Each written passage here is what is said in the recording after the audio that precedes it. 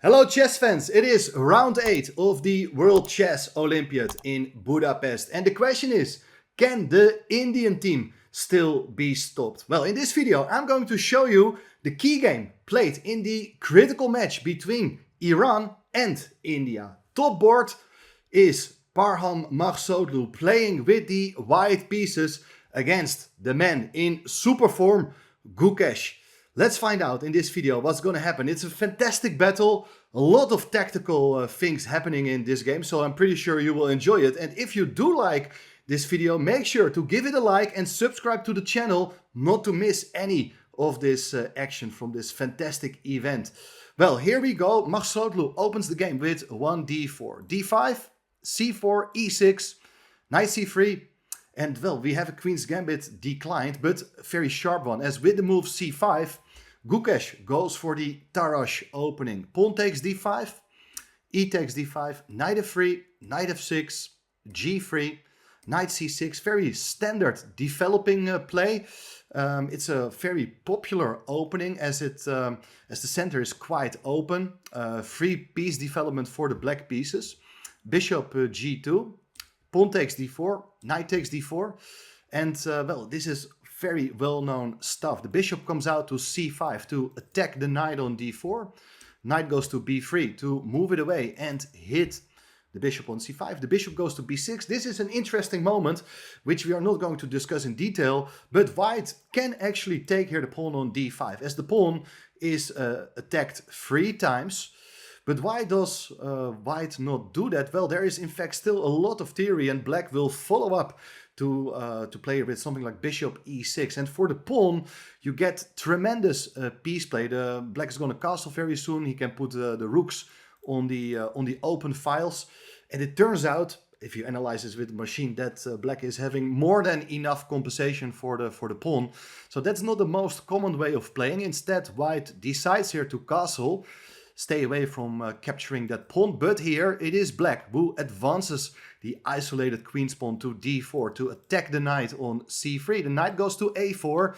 And here there are all sorts of ideas to take the bishop on b6, maybe to take the knight on c6 as well, after which the pawn on d4 can become more vulnerable.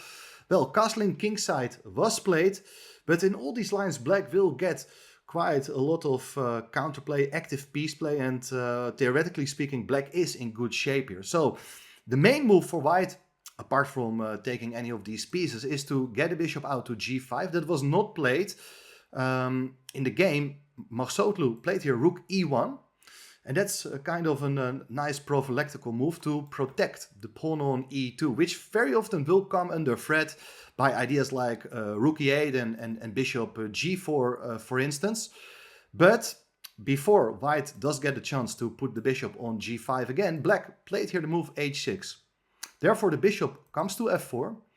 And here the bishop goes to e6. So interesting play. So the plan here for black is probably to put the bishop on d5 and to neutralize the pressure being exerted by the bishop on g2. And I'm pretty sure this is still part of both players' their home preparation. Maybe not for this specific game, but they must have analyzed this all before. Now the critical move is knight jumping in to c5, attacking the bishop, attacking the pawn on b7.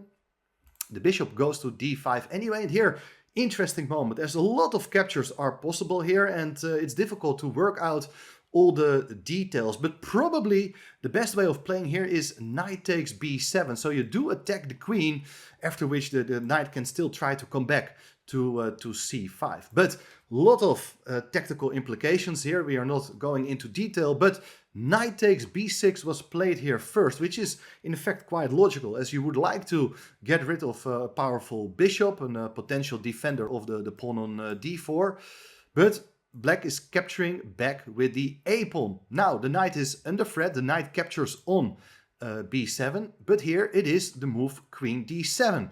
And the knight is almost trapped, because what should white do? Now, if you're careless and, for instance, just go back to the only available square for the knight, then black is going to swap the bishops and tickle this bishop on f4 with the move g5, after which the bishop got a move and give up the protection of the knight on d6. So white cannot play his knight back to d6. He got to watch out here very, very well. And the only move to stay in the game is e4. Excellent move to counter the bishop on d5.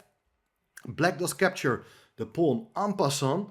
And well, still a lot of things are going on here. How is white going to recapture the pawn on e3? That's the main question. Should be clear now that the d file has been opened for the white queen. So together with the bishop, white is putting quite a bit of pressure there. Now Maghsoodloo played a very logical move, rook takes e3, but it turns out to be a mistake.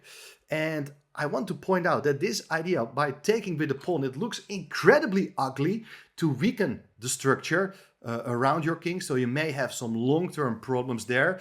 But one of the key ideas is that now, for instance, if you do take the knight on b7, you take with the bishop. If you do play the move rook a8, you're almost winning the bishop on d5 thanks to the spin, but the pawn on the e file can now still support the bishop, so white is still holding here. That is the key idea. However, as I said, Maghsoodloo decided here to take back with the rook. So his idea is that if you go for the same line, let's say you take on b7, was not played by Gukesh, you take the bishop on d5.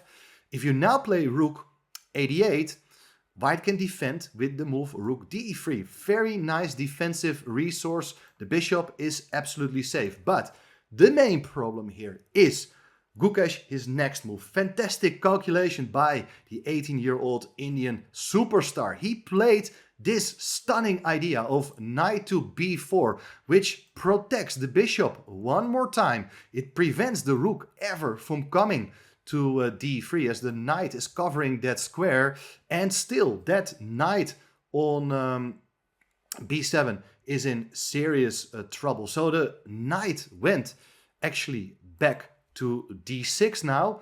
Bishop takes g2, king takes g2, white is up a pawn, but there are some serious concerns regarding that knight on d6 and the bishop on f4, keeping it supported. So here, rook a8 played.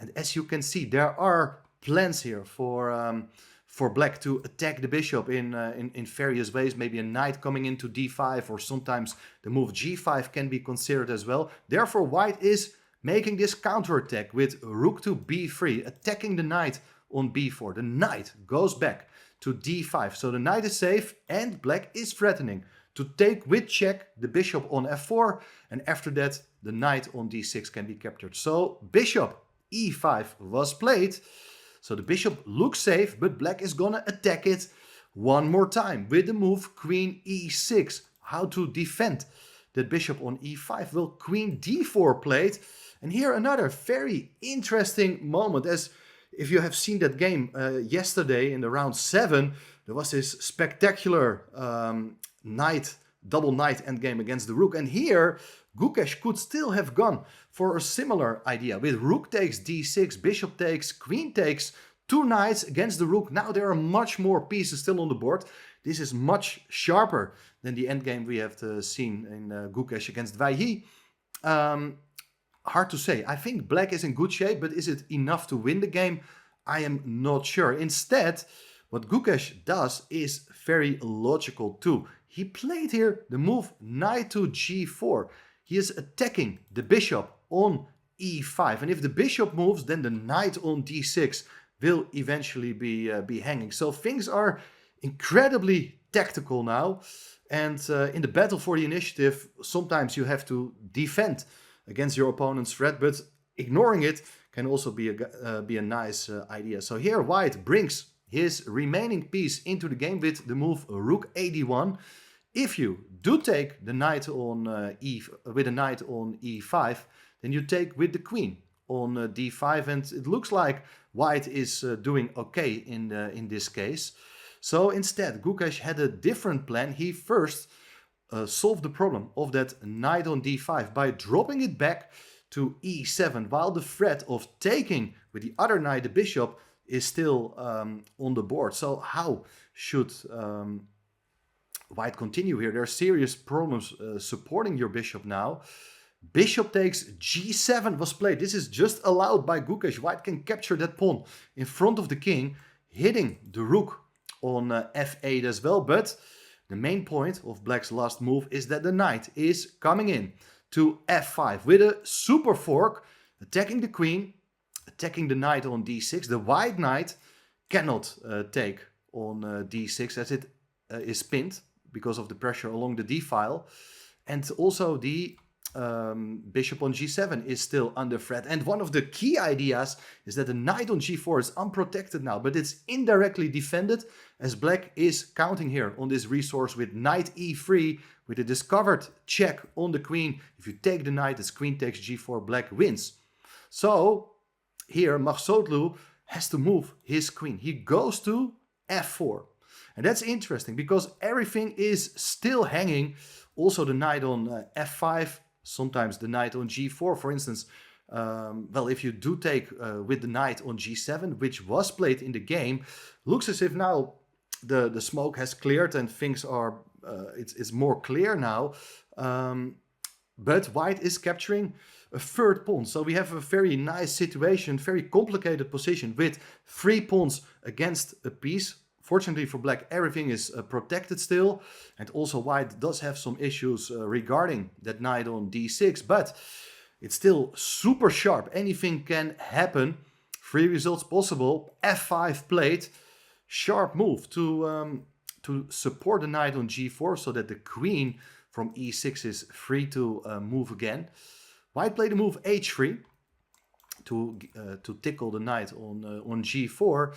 And the knight went back to e5. And, well, I think it looks like black is nicely consolidating his position here with the centralization of the knight.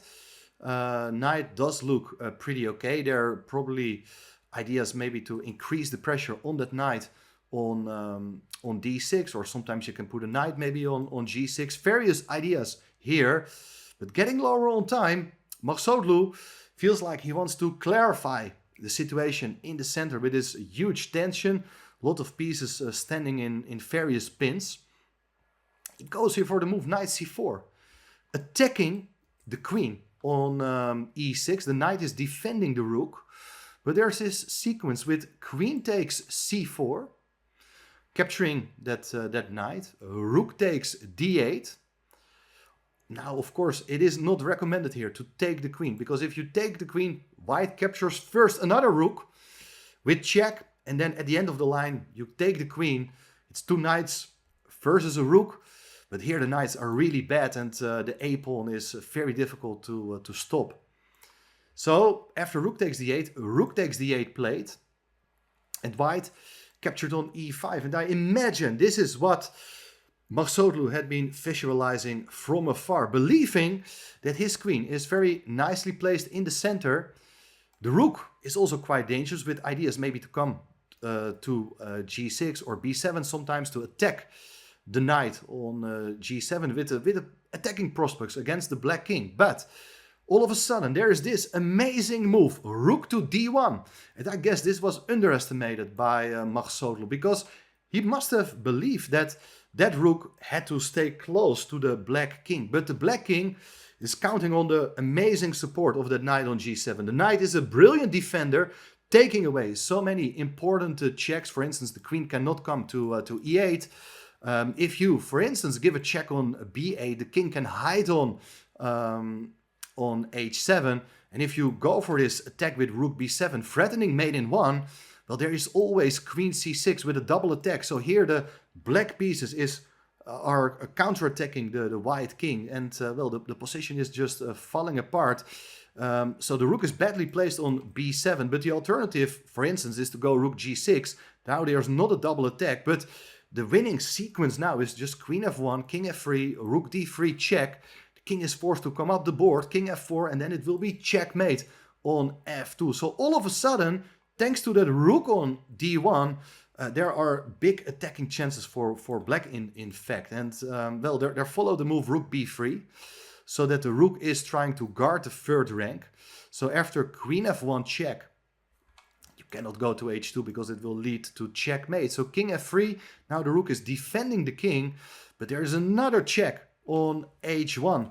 very important move. If you do go to the e file, let's say king e2, there is always a rook e1, and you can pick up the queen, for instance. That's a convincing line. The king went to f4 instead, but after a rook d5 attacking the queen, white is completely lost and resigned here, therefore. I mean, the same idea as we have seen before. Rook b8 is just one check, and there are still a lot of mating threats against the white king. For instance, if you do move the queen to e2 to prevent knight h5, well, anyway, the knight will come to h5 with check. King doesn't have a good square to go to. If you go to the e3 square, there is always queen e4, but also if you take the knight, there is queen e4 with checkmate. So that is one example, but also if you do go to another square with the queen, queen e7, it's also knight h5. King got to go back to e3, and now the simplest one is queen e1 with a skewer along the e file. So after rook d5, Gukesh is moving forward to 6.5 out of 7 and a performance rating of 3085. Absolutely insane performance. He is guiding his Indian team to the gold medal. I mean, there's still a few more rounds to be played, and in the next round we have this huge clash between India and Uzbekistan. Remember that fascinating match from 2 years ago in Chennai, when the Uzbek team managed to clinch the gold medal. Can they repeat their success? Well, we will find out in the next videos. Well, thanks for watching this time. Give this video a like, subscribe to the channel, and turn on the notifications, and spread it among all your chess friends. Let the channel grow. Thanks for everything, guys. See you soon.